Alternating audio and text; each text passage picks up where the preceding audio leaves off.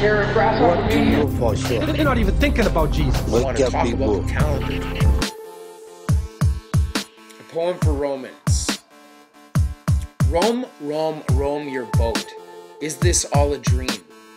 What got us in this mess? You may think it's trivial, and I can totally agree. I know the history of the world is something of contention, but the artifacts we have and the facts listed below about who and what and when and where and how it all got this way, I could go way back, and maybe we will later, but as for now, I'll talk about the calendar. We say it's after 2000. 2000 years from what? Let's not answer that question for now and start with what we know. There was a guy named Nero, not Neo from the Matrix, but this stuff is off the wall. No amount of pills can change it. Would rather it be a dream than the truth, but here it is. Nero was a Caesar of Rome. We all know this place, right? Rome is this dynasty that rules the world today. When did it start? Not at zero, rather with some hero, a man, actually two, brothers, actually twins, followed by stories that pull on heartstrings and brought in the people.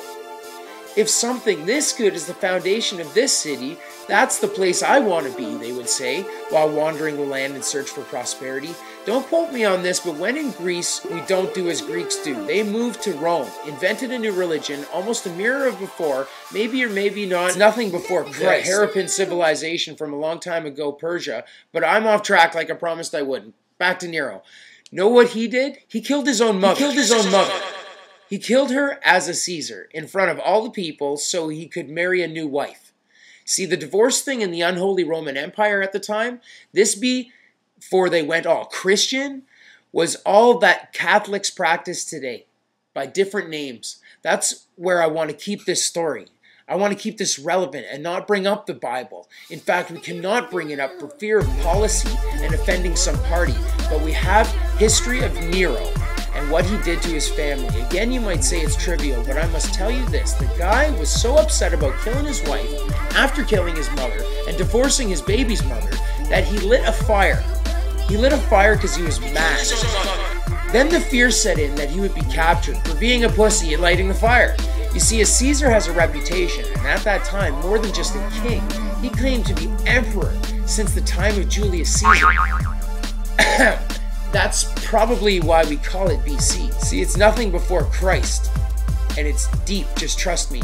Caesar gave the people the money, stamped with the stories that inspired the people and commanded respect, not because he earned it, because he somehow delivered it from before his own very birth. A god is a man, not a demigod or with blemish, nothing but the only one. That's how this all becomes fact. Imagine the time Nero is suddenly afraid. The people will know that I'm not their father, that I just started the fire and did not create.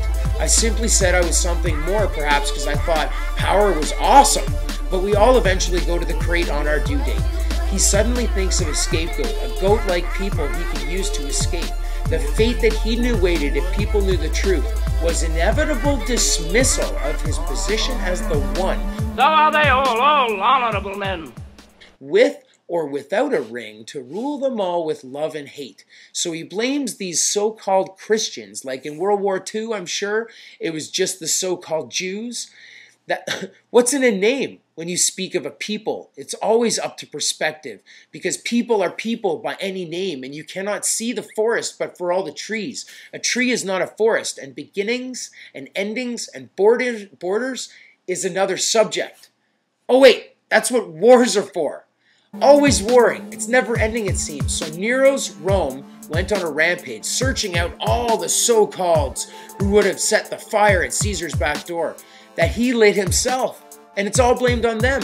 This might take a while, but that's not where it ends. I know there is much in the middle, but if you will, I must fast forward. Later on, you see, there is this time where we would have to touch on Constantine. Perhaps before his time, he practiced what? Good government, you might ask? For in the least, he tried to balance the fear of the people in one hand and his own life in the other. If one outweighed the other, he could kill his own brother in public just to show them how godlike he is. Because you see, before the end, I will give you the punchline. It never lasts long for a man calling himself God. The one true conclusion is they weren't, and it's just vanity. Although the stories they tell to justify the stories only justify the stories when people believe them. tells all lies the truth doth tell, and time tells the story of heaven and hell. Kings and emperors, specifically Constantine, is quite fearful. He himself perhaps quite opportunistic. He was the one that took all those customs, the tools in his tool chest to control all the people, a different manner of traditions based on a pantheon of demigods. And they are what made all this you better respect, or like a thief in the night, they might come and get you or dry up your fields in thy sight. But that never happened. Mercury didn't bring a message, not without seance in the very least, the same as Greece with their Hermes, and don't get me started on Greece.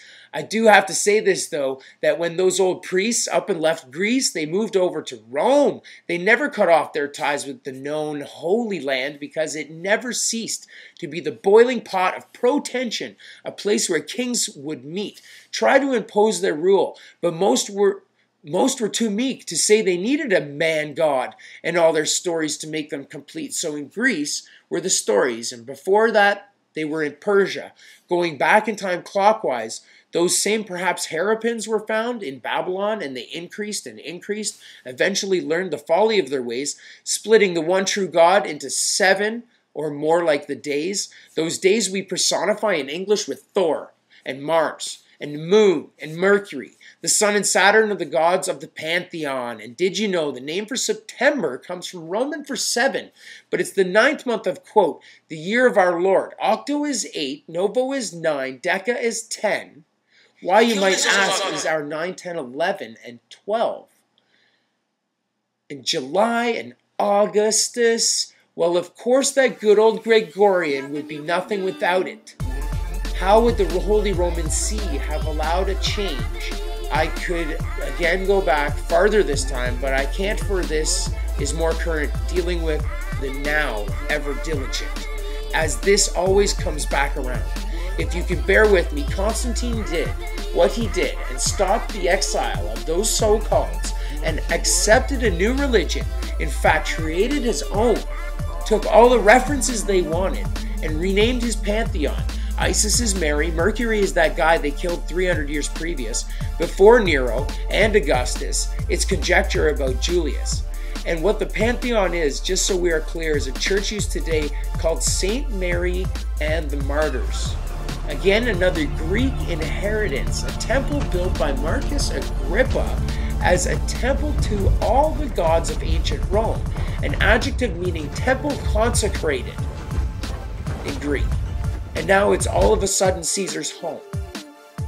Not until AD 800 did they crown a king under the Holy Roman Empire, because those pesky so-calleds were kicking up a fuss that king is what got us into this mess. And nothing is above God. All the stuff he grew up with as a man with his religion transferred over to start the Holy Roman Empire. When did it end, you might ask? Well, let's see. There are Catholic churches in every city. It all started in Rome, with Constantine naming all his heroes anew. He had nothing in his religion that didn't say don't lie to infidels or be a king to your people. The laws that come from stories are just that, laws of man. Fire. Men attempting to tell stories so you will believe them. In the presence of a god, it isn't wise to stand. How is that different than money? You certainly will say this is my story, but I'm just a man. I can't claim to tell stories. I am just that, embodied word. If I am seen as good by this world, what does that serve me? How does accepting that I am somehow superior not weaken my goodness and replace me with not a smidgen of doubt about how great I am or what laws get forgot when me or my people of choosing, we select who lives and dies like we are God? What is God? I know I'm not. It's not the lash they fear. It is my divine power. That I'm a generous God. I can make you rich beyond all measure. No, I used to pick at your father every Thursday. Every Thursday. Every Thursday? Wow. Wow. What a wasted life. Thank you. I think so, eh? A Polish.